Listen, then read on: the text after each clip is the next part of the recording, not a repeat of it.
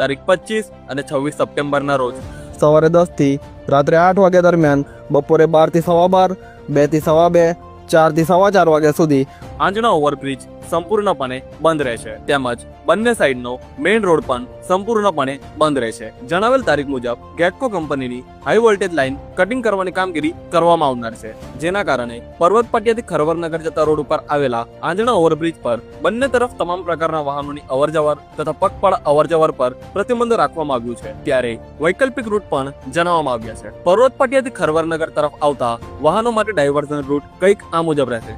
National highway તરફથી આવતી heavy vehicle 4 wheeler Reshma circle, ડાબે ટનલે કંગારુ સર્કલ થી ડિંડોલી સાઈ પોઈન્ટ થી ઉધના નવસારી મેઇન રોડ આગળના વિસ્તાર તથા એરપોર્ટ તરફ જઈ શકશે. તેમજ આ કામગીરી દરમિયાન પર્વત પાટિયાથી રિંગ રોડ થઈ સુરત રેલવે સ્ટેશન તરફ અને અન્ય વિસ્તારોમાં અને એરપોર્ટ તરફ જઈ શકાશે. તેમજ ખરવરનગરથી પર્વત પાટિયા તરફ જતા વાહનો માટે ડાયવર્ઝન રૂટ કંઈક આ મુજબ છે. ખરવરનગરથી પર્વત પાટિયા તરફ જતા તમામ પ્રકારની હેવી વ્હીકલ ખરવરનગરથી જમણી બાજુ વળી ઉધના નવસારી મેઇન રોડ ઉપર સીધા આગળ ઉધના 3 રસ્તાથી, દક્ષેશ્વર 3 રસ્તાથી, ભેદવાડ ખાડી 3 રસ્તાથી, ડાબી બાજુ વળી પ્રમુખ પાર્ક બ્રિજ થી સાઈ પોઈન્ટ 4 રસ્તાથી, મહારાણા પ્રતાપ 4 રસ્તાથી કંગારુ સર્કલ થઈ જે તે વિસ્તારમાં જઈ શકશે. અને ખરવરનગરથી પર્વત પાટિયા તરફ જતા તમામ પ્રકારના 4 વ્હીલર તથા 2 વ્હીલર તથા અન્ય નાના વાહનો ખરવરનગરથી જમણે બાજુ વળી ઉધના નવસારી મેઇન રોડ થી જે તે વિસ્તારમાં જઈ શકશે અથવા ઉધના દરવાજાથી રિંગ રોડ ઉપર થઈ પર્વત પાટિયા તરફ જઈ શકશે. અને આ હુકમનો ભંગ કરનાર શિક્ષાને પાત્ર થશે.